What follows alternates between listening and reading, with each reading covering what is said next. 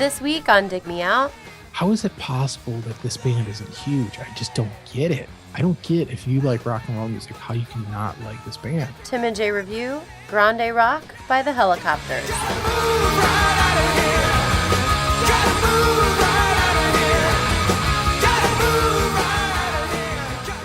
Hello and welcome to another episode of Dig Me Out. I'm your host, Tim Minichi, and joining me from parts unknown to me, Mr. Jason Ziak. Jay, this is our first long-distance episode. You are now based in the live music capital of the world. Is it the world or the United States? I don't know. I'm just going to call it the world. The universe. Saturn might have something to say about that, but you're in Austin, Texas now, and probably not going to sound any different because Skype is crystal clear pretty much wherever you use it, so people won't be able to tell you difference. Jay, you're in a different time zone, so tell me, what is the world like 1 hour in the past for me, or is it the future? Amazing things are going to happen in the next hour. Tell me more. The only thing that's going to sound different about this is that I think at some point I'm going to start saying y'all. Oh, God. I don't think you have a choice when you move down here. Eventually it just starts happening. Sorry, I'm going to apologize now. So the Flex is getting traded in for a pickup, is what you're saying. Lord, I thought there was a lot of pickups in Ohio. Oh, my goodness. They are everywhere. Everywhere. Well, and everybody has more than one, I think. You know, Jay, they call Sweden the Texas of Scandinavia. No, they don't. Just trying to figure out a way to segue into the band that we're talking about this evening, and that's the Hellacopters, a band that we have referenced more than a few times. And since this is our finally get to it year, we're finally getting to the Hellacopters, and we're going to talk about their album from 1999, and that's called Grande Rock. Jay, this is a band that you introduced to me. Do you remember doing so? I don't remember the exact day, but it was a balmy 70 degrees on a Saturday, and no, I don't remember. I just remember it wasn't this album actually. It was the first album, Super Shitty to the Max. Oh, really? Yeah, we were at your first, I think it was your first apartment or second apartment in Columbus, and it might have been the first one, and you were like, you got to hear this song, got to get some action. And I think you and Keith were both there, and Keith had heard it already, and you guys played it for me, and I was like, what is this? This is breaking the speakers. Yeah, that was my introduction into the Hellacopters, and then I think from there you got Grande Rock, and I think you might have gotten this from Bill at your office. He might have introduced you. Is that correct, or am I wrong? He introduced me to Super Shitty for sure, and then it seems like the first couple albums of theirs came out very close together. You'll get into the timing in the history, but it just seemed like an avalanche of this Super Shitty and the second record, Paying the Dues. It seemed like I just, I got them in sequence when they came out, but I just remember it all as like, it seemed like it happened all in 1 month. That's probably true, because if this happened in Columbus, that means it happened in like fall of 98, sometime in 99, which is when this album came out. So yeah, let's talk some history of the Hellacopters. History of the band. So I mentioned they were from Sweden. They formed in 1994 by Nicky Andersson, also would go by Nicky Royale, on vocals and guitar, Dragan on guitar, Kenny Hackinson on bass, and Robert Eriksson on drums. Nicky Andersson had been the drummer in the death metal band Entombed, and Dragan was taking a break from his full-time band, the Backyard Babies. Dragan and Eriksson had been roadies for Entombed. Hackinson was a childhood friend of Anderson's, and they were basically conceived. The Hellacopters were conceived as a side project for Nicky Andersson and Dragan, but eventually became after he left Entombed or stopped playing with them for a while, it became the full-time gig for Nicky Andersson. So they released their Swedish Grammy-winning debut album, Super Shitty to the Max, in 1996. Before opening for Kiss on a tour, they recruited keyboardist and percussionist Anders Lindstrom, better known as Boba Fett by those who are fans of the band, on a part-time basis, and he would become a full-time member in 1999, which is the year of Grande Rock, which we are reviewing. They released Paying the Dues in 1998, but Dragan left the band to return to the Backyard Babies full-time. At that point, Matthias Hellberg and Dane Anderson were recruited to complete the band's touring responsibilities. They released Grande Rock in 1999, which included some additional guitar playing by Hellberg Robert Dahlquist, and who was hired as a full-time guitarist with that release and tour. They released several studio albums following Grande Rock. In 2000, High Visibility was released. In 2002, By the Grace of God. In 2005, Rock and Roll is Dead. And then they finished their run with the covers album, Head Off. Now that's just a portion of the overall releases by the Hellacopters. They did numerous EPs, rarities compilations from singles that they released, and they decided to move on to other projects in 2008. Anderson started working on a solo album, recording instruments primarily by himself. He decided at that point it would be better to release it as a band. And what's the name of that band? Is it Imperial State Electric? Yep. They released their debut self-titled album in 2010. And I believe that they're going to be releasing a new album very soon, if they have not already. So that is sort of the truncated, abbreviated, reduced history of the band for the Hellacopters. As I mentioned, they have a massive release catalog, so tons of music to check out just besides the albums. One of my favorite is the Respect the Rock America EP that they did with Glucifer. And I think they do a bunch of covers on there, including a cover of Bob Seger's Her Strut, which is pretty awesome. And they do Working for MCA by Lynyrd Skynyrd. And those songs, I think, are important because I think they're going to tie into what we're going to talk about. But if you have a suggestion for an album that we should review, head on over to digmeoutpodcast.com and hit up our request review page. Now, Jay, we did get quite a bit of feedback on this record. Lots of people chimed in. There's lots of Hellacopters fans. In fact, this when I previewed this episode, the preview got 26 likes, which is pretty good for us, and a bunch of comments. I'm going to read some of those comments right now. Brandon Shields said, Grande Rock is good, but High Visibility is great. All right, so we have a little bit of an opinion there on what album is good and what is great. Eric Peterson says, I like to think that if it weren't for the Telecom Act of 1996 and the fact that the majors were deep into the pop hit song for the quarter mentality, that the Hellacopters would have been the spearhead of the next wave of underground rock to hit big. Grande Rock isn't my favorite record from the band, but it's a great example of a band in flux between the punk roots of Paying the Dues and the more mainstream sounds of By the Grace of God. Another person saying not their favorite record. Interesting. Louis Galvin, it's great news to me. Love the Hellacopters. Jason Hunley, High Visibility and Super Shitty are the ones. Grande Rock is fine, but far too declawed to be effective, especially since they were trying to tap into the spirit of Detroit's Sonic Rendezvous band, Stooges, and Australia's Radio Bird band, New Christs. So again, High Visibility being mentioned. Gavin Reed, great choice, guys. This garage rock sound has produced some of my favorite bands, and the Hellacopters are right up there. I do prefer the various couple of albums, but nothing wrong with this one either. Richard Lofgren says, the first really great album by the Hellacopters, just listen to the first two songs, Magic. And Sean Michael Foster says, great and great. And then there was one other comment here. Joey Haynes says, you're getting a new like thanks to Chris, I'm going to screw up the last name, Chizniak, for your love of the Hellacopters. So I hope Chris Chizniak got a like or gave us a like for that. So lots of comments, and lots of comments saying good but not great. This record, it is, in a very Yoda way. I just put that.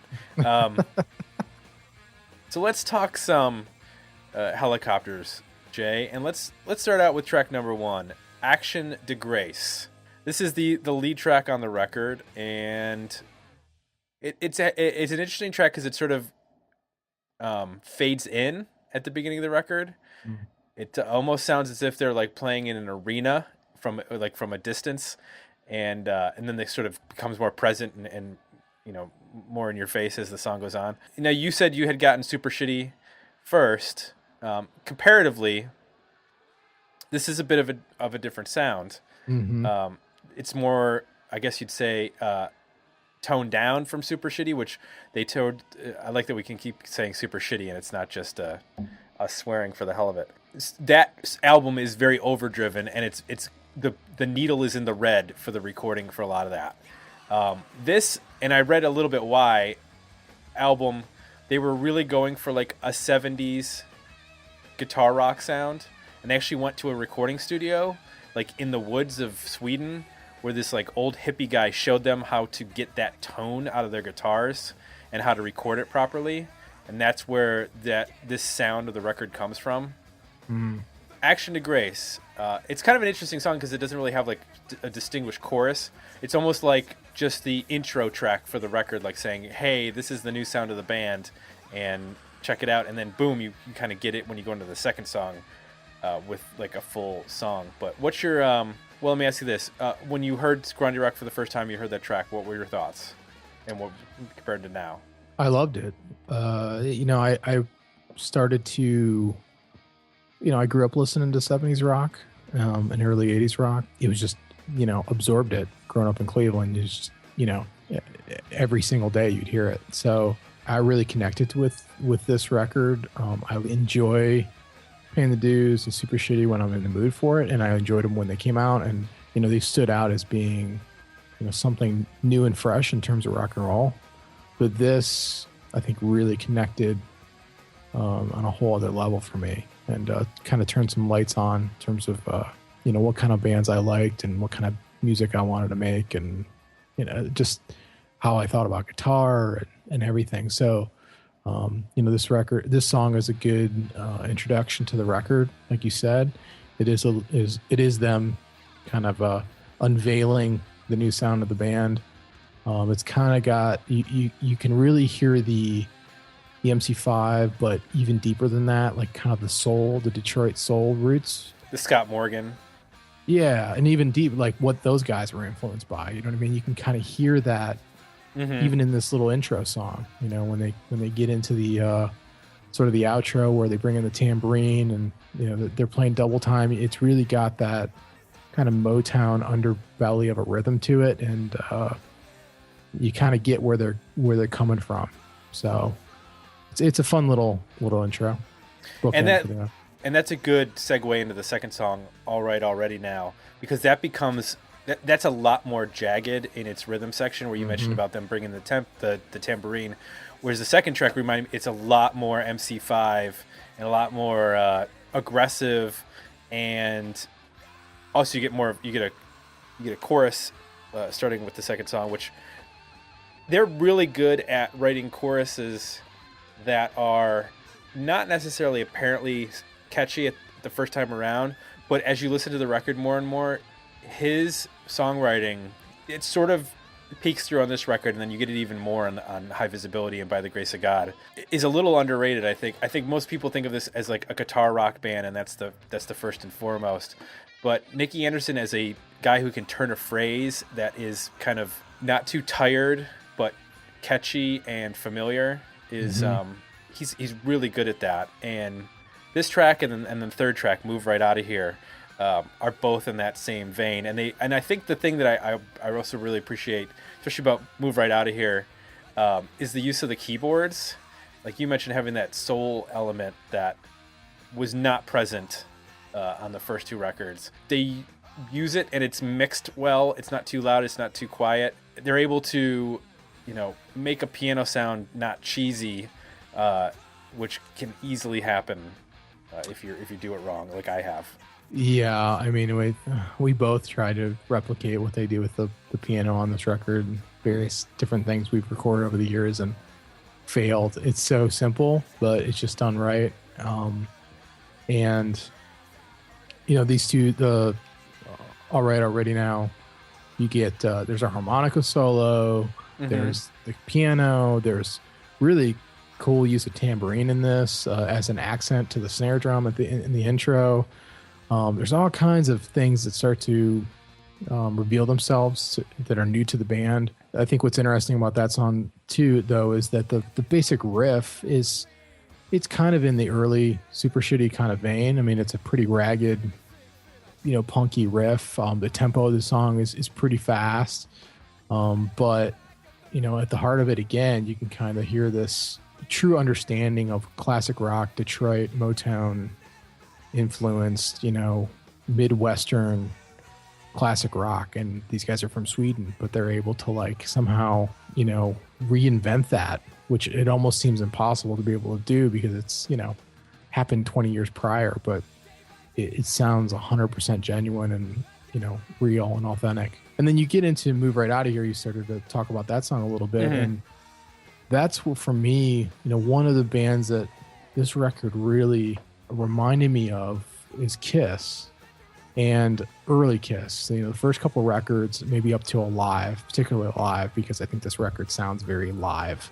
Right. So by the time you get to track 3, Move Right Out of Here, I start to, there's parts of that song where I can almost hear it as, an early Paul Stanley Kiss song, like a Come On and Love Me or something like that. And so it starts to take on that whole angle. You move from the MC5 thing into a whole other sort of point of reference for what this band is doing.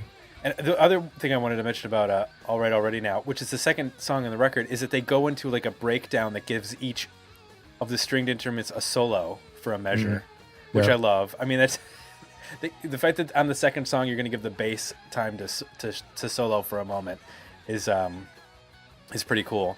Yeah.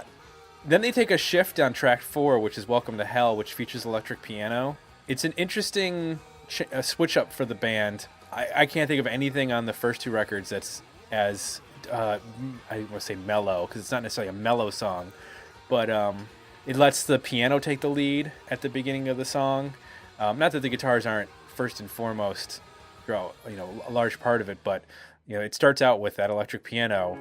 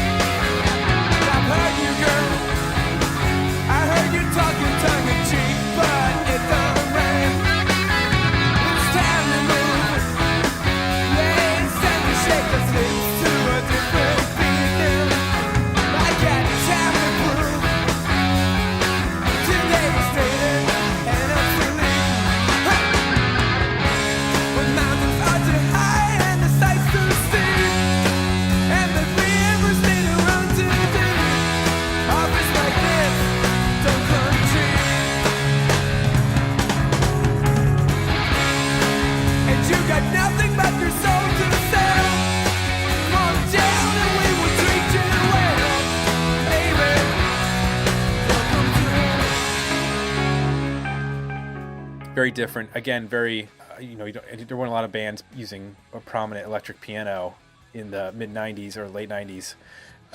So harkens back to, I always think of electric piano as a very 60s or 70s instrument in the way that they're using it. But that, it works for them. They're able to sort of channel that, again, that soulfulness into what is a little bit of a long song, but because it's over 5 minutes long, and they tend to keep things pretty tight on this record to 4 minutes and under.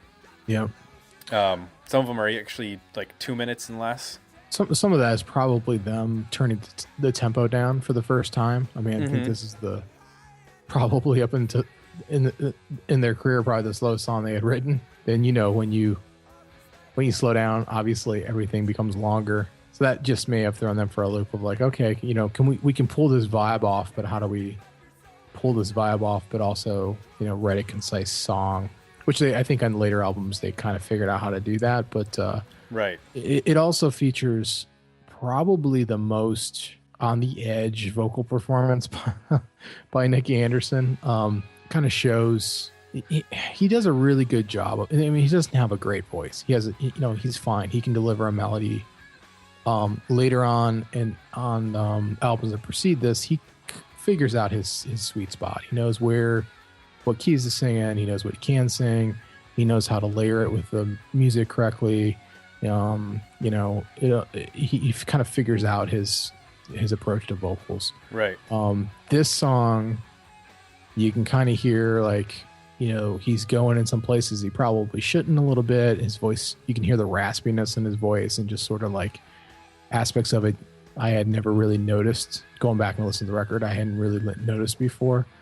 So it kind of stood out to me as like, this is them experimenting with, how far can we take this band away from punk and still be able to pull it off. And this is one of the songs where I think they're exploring the boundaries a little bit, and I think it works. You're right, it's a little long, but they pull off the vibe. And that leads into, one of the longer songs leads into one of the shorter songs, and also one of the most like frantic up-tempo songs. The Electric Index Eel has this really tricky guitar part to start out the song, this like picking part, and then they go into what is kind of one of the most punk drum beats on the and parts of the whole record.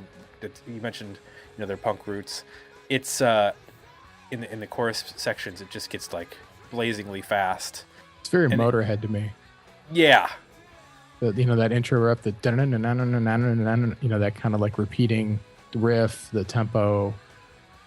It's very reminiscent of Motorhead. I think the thing that makes it different though and really unique, and not just a Motorhead ripoff song, is the organ. Mm-hmm. They bring this organ in during the choruses that it just gives us this whole other character that is unexpected. And this song could have appeared on the previous two records, but it probably wouldn't have featured that organ, and it probably, to me, wouldn't have been as nearly as effective as it is on this record. And then you hit like what I think are the best two tracks for me on the record, which is Paul Stanley at 6 and The Devil Stole the Beat from the Lord at 7. Paul Stanley, I'm glad they called that Paul Stanley, because that sounds like it would, like you mentioned about Kiss song. That intro riff sounds like it could be a Kiss song.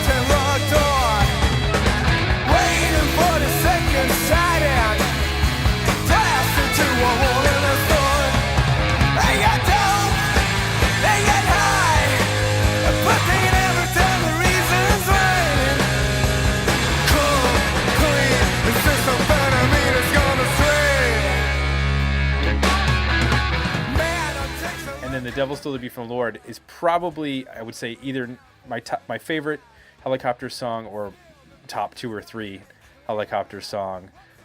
Just an awesome guitar riff. It features a very cool soul breakdown from Nicky Royale. I almost called him Nicky Wire.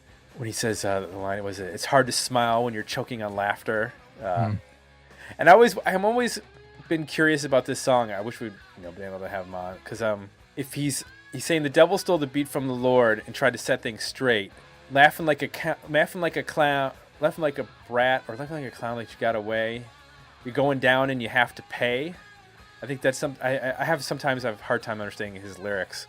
But I've always been curious if he's saying that it's the devil who's saying he's going to take the Lord down, or if he's saying the Lord is now, after the devil stole the beat, the Lord's going back after him. It's time to pay. I don't know if you thought about it that much, but that's always been the one song that has stuck out to me. Like, if I'm gonna play a Helicopter song for somebody, it's probably gonna be the devil stole the beat from the Lord. It was a single, right? Well, that was, and I think Move Right Out of Here it was as well. Yeah. I think what these two songs show off to me that's important for the band is his ability to write these incredible guitar riffs that utilize two guitars in a very orchestrated manner.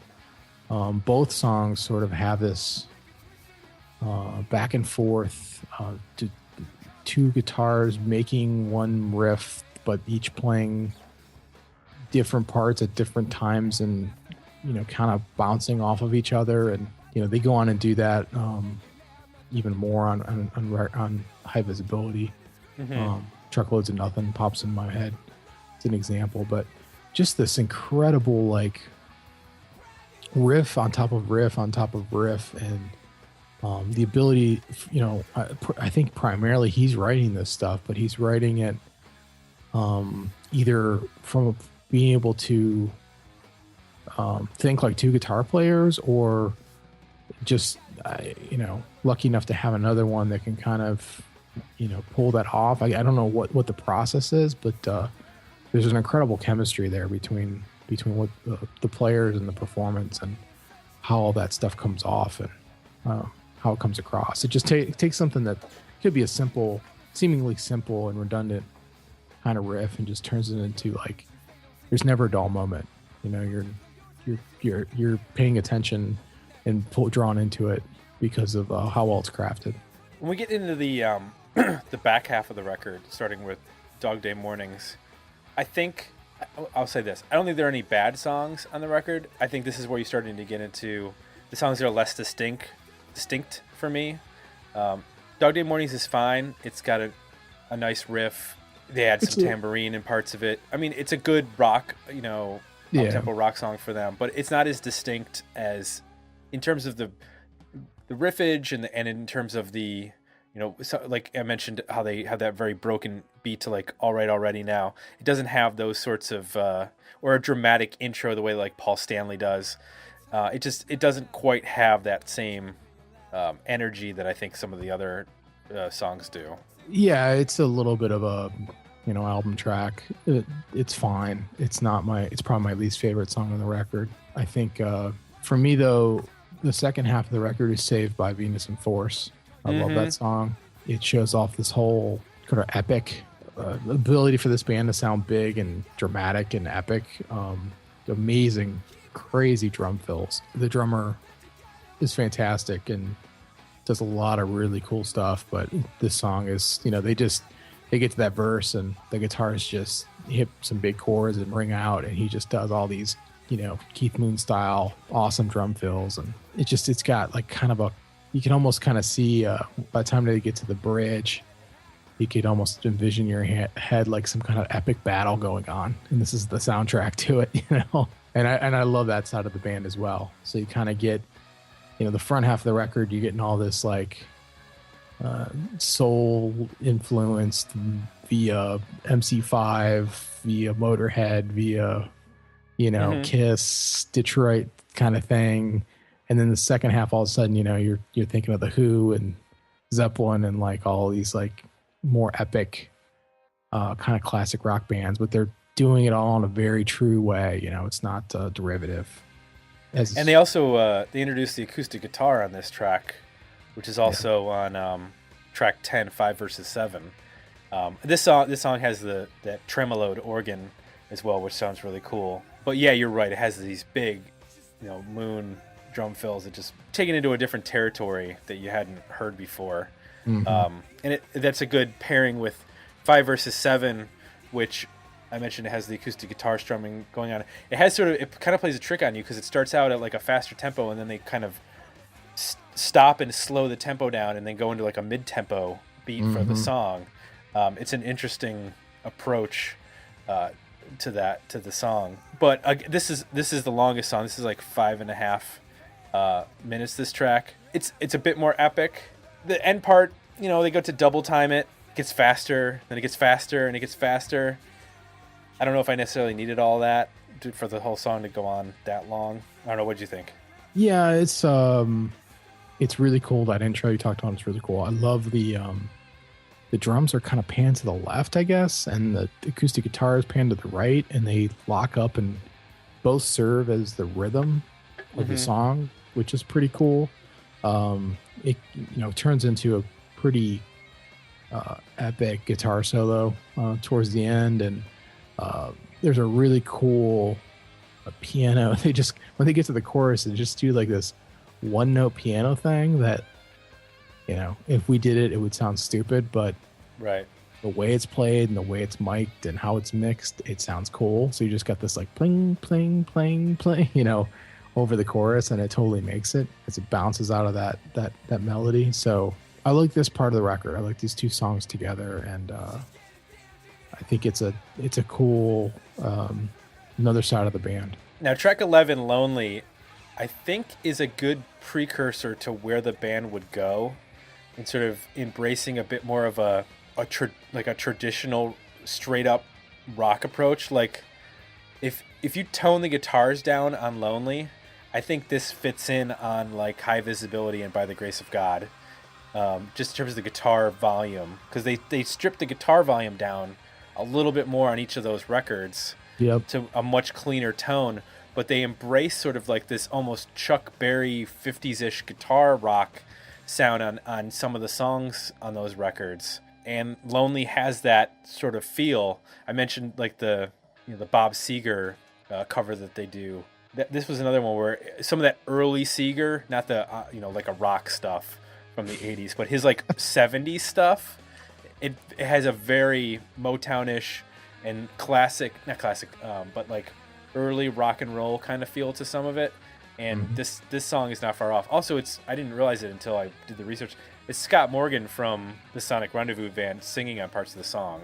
Yeah, and the back and forth vocal really reminds me of Kiss. I can almost hear, it's Gene Simmons, Paul Stanley kind of a back and forth exchange on this tune. Right.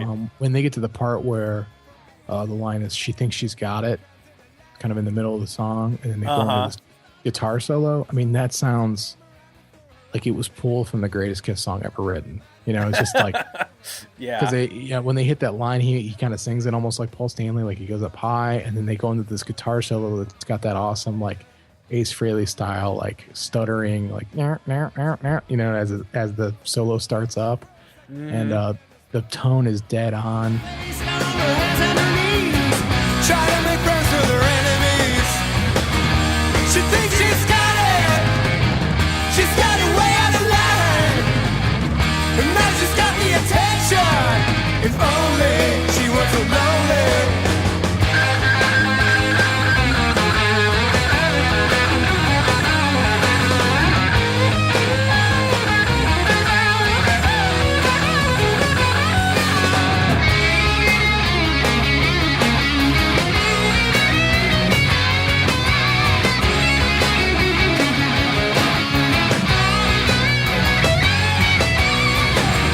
She thinks she's got it. She's got it way out of line. And now she's got the attention. If only she weren't so lonely. Like it sounds exactly like that awesome tone from like you said, that they spent time to figure out how to do that. Yeah, I love this song a lot. This is one of my favorite songs on the record, and you're right, it does start to point in the direction of where the next two, 3 albums are going to sound. And then the closing track, Renvoyer, is sort of the bookend to Action to Grace. It utilizes the same riff, and then they go into like that ending riff at the end for Action to Grace. They actually utilize the same riff. And I joked around when we were doing the Super Drag episode that the ending track sort of sounded like the wrap-up track on the record, and that you could have done like a, thanks everybody for listening. Well, that's basically what this track is. Yeah, It's kind of awesome because they have like this DJ voice guy saying something about the Hellacopters, and it's only for like 10 or 15 seconds. So it's not like explaining who produced the record and who's playing all the instruments or anything like that. But it's a perfect sort of bookend to Action to Grace, and I like that they put that sort of thought into making the record. I wish more bands would do that instead of just slapping 10 or 12 songs together. That they actually like tell a story with how they put the songs together and actually put some thought into what's going to open and close the album, and actually creating some sort of a flow to the record that ends and begins in sort of logical places. So yeah, it's a cool closing track. Yeah, and I was thinking about it, and I hadn't thought about it this way until I revisited it for this show. The album's called Grande Rock, and a lot of their other albums, I don't put much weight into what they called them, except maybe the first one, obviously. Right. But this one, I feel like it has meaning in that, this feels like to them, but to me, that they're going back and they're harvesting all the things that they love about rock and roll music, just straight up rock and roll music, right? And they're taking all those things and they're cranking them, like they're making them grande. They're making them as big as they can, and trying to be but trying to do it in a way that they're completely true to the roots of it. They're totally authentic. They're getting the performances as best they possibly can. It's not just about just cranking on things, and blowing through it. They're trying to get all the nuance right. They're trying to get all the vibe right. They're trying to get all the feel right. They're trying to get the tones right.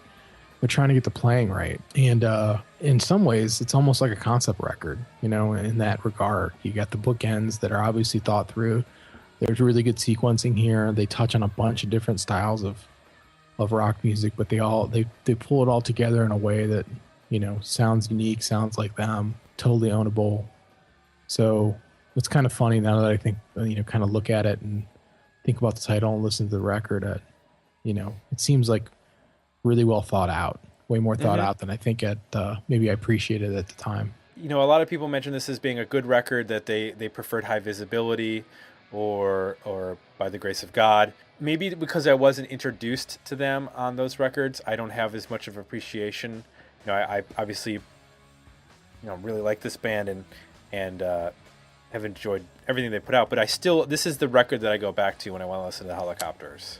Yeah, I mean, I think those records, I love those records. I think they probably have better songs.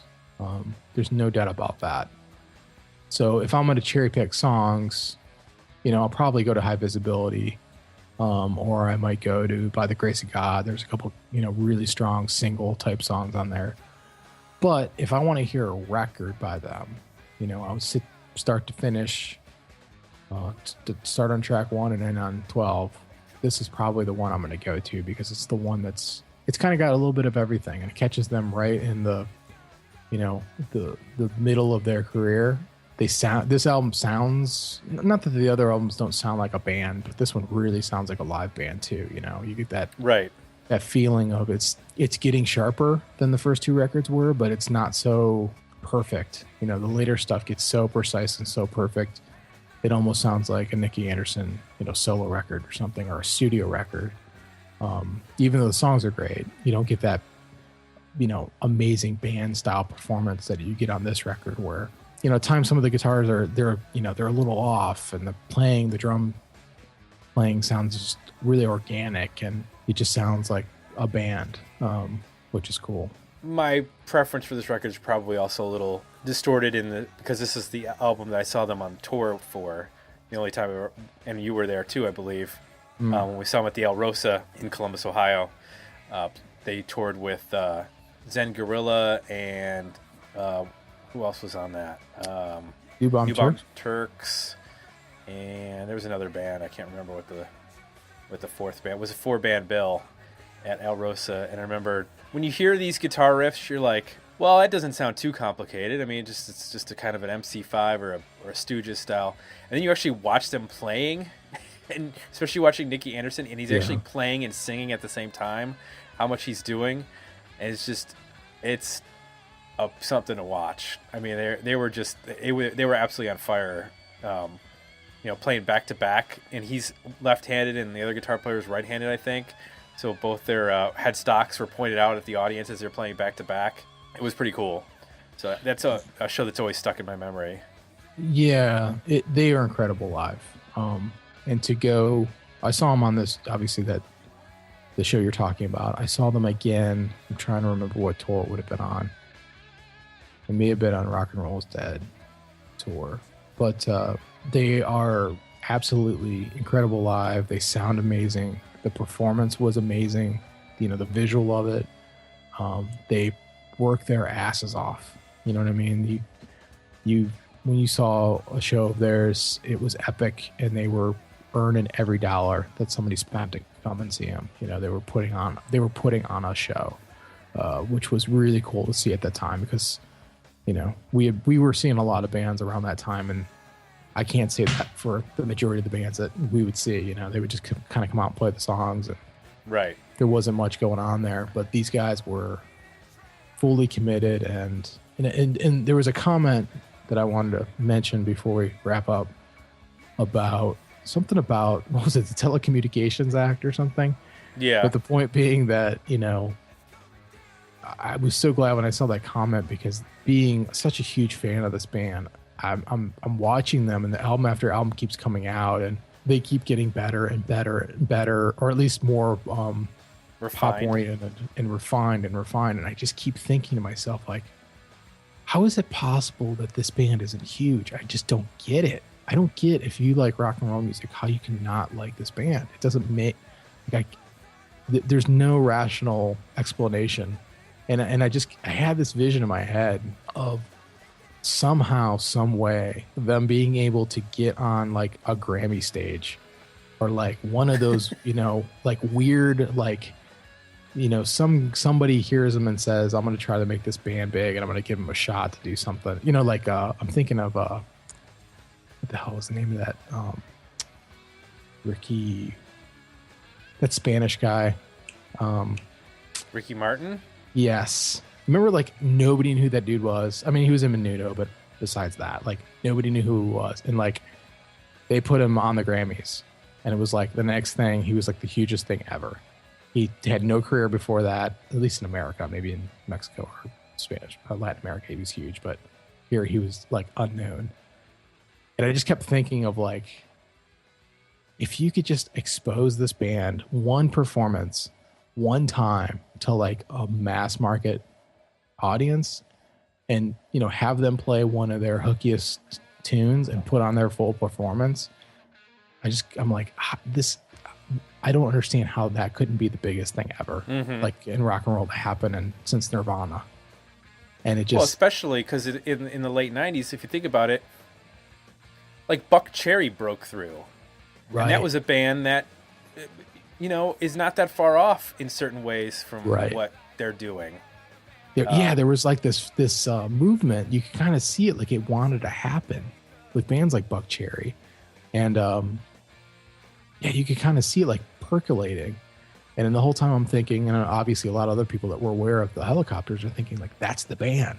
You know, this is the band that needs to get they need the shot. They're the ones that are gonna blow this thing wide open and kind of reinvent the face of rock and roll. And it just never happened, and it was so depressing because they're just so damn good. They needed that one break, and it just didn't. I mean, at least in the United States. I mean, they won a Grammy in Sweden, and they're a hugely popular band over in Scandinavia or Sweden. I don't know how far that extends into Europe and whatnot, but, you know, and I bet just didn't happen here. I bet they're, you know, thinking about even. They were never even given a good tour here. And that's the kind of thing that makes you think, like, part of me is like, you know, who wouldn't want to take this band on tour? But that's the way that the business works. If you think about, like, what, you know, how I just described their performance, what big band wants this band opening for them? They would blow any band they open for off the freaking stage. Right. You know what I mean? Like, if Kiss took these guys out, well, it's because Kiss has a America, gigantic theatrical performance behind them.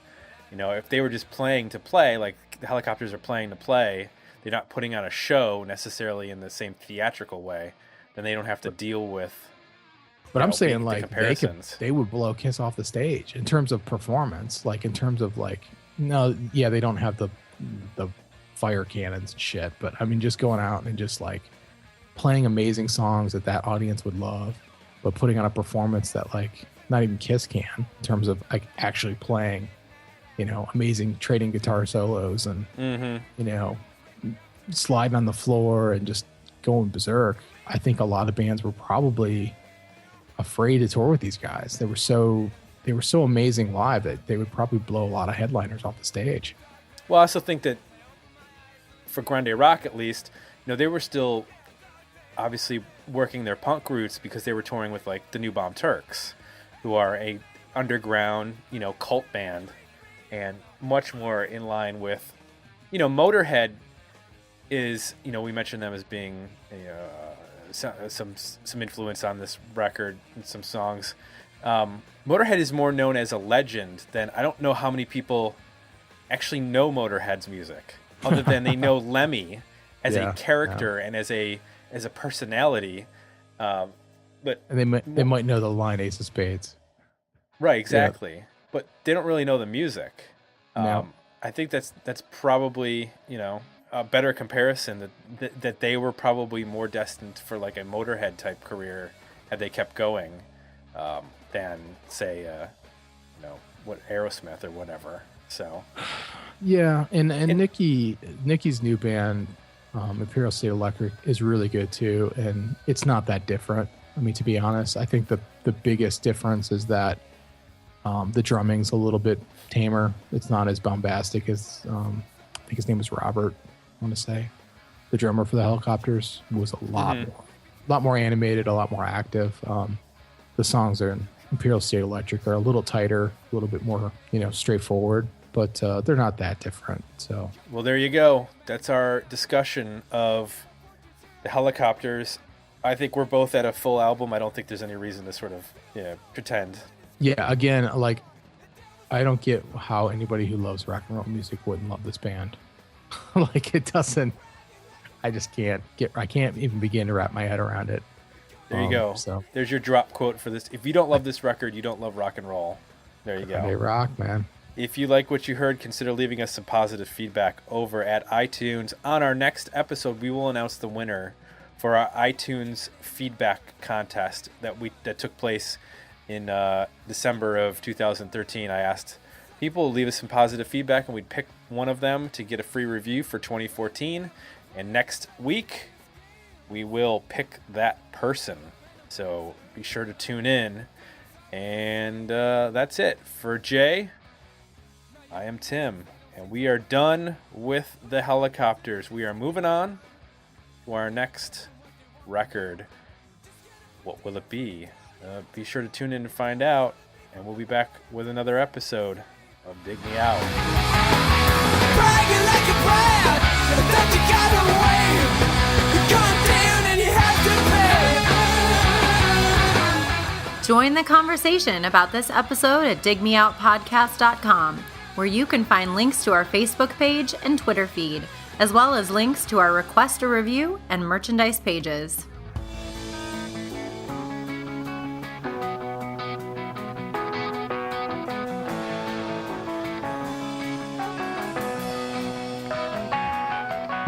It's hard to smile when you choke with your laughter.